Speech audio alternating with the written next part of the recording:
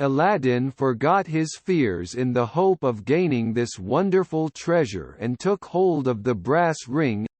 It yielded at once to his touch, and he was able to lift the great stone quite easily and move it away, which disclosed a flight of steps leading down into the ground.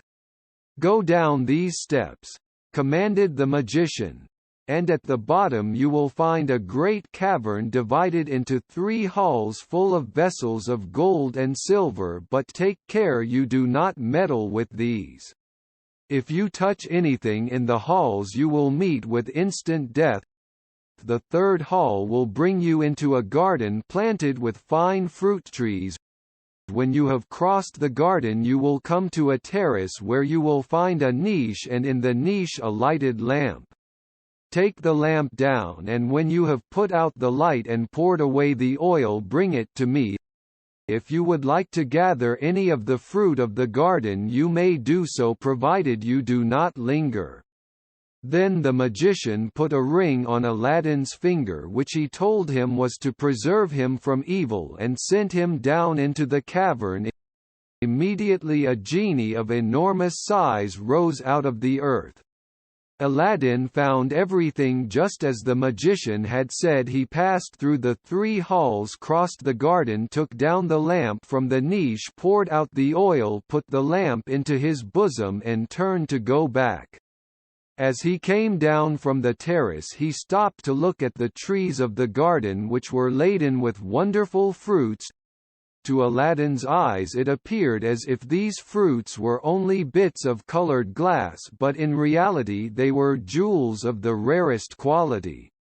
Aladdin filled his pockets full of the dazzling things, for though he had no idea of their real value, yet he was attracted by their dazzling brilliance.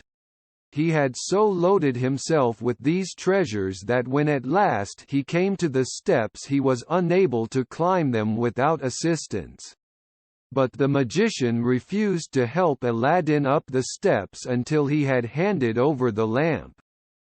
Aladdin was equally determined not to give it up until he was out of the cavern, and, at last, the magician fell into a furious rage.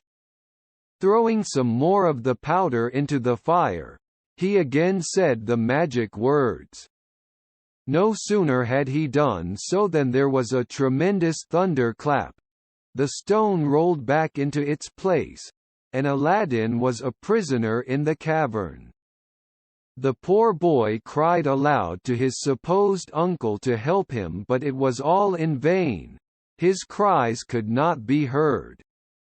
The doors in the garden were closed by the same enchantment, and Aladdin sat down on the steps in despair, knowing that there was little hope of his ever seeing his mother again.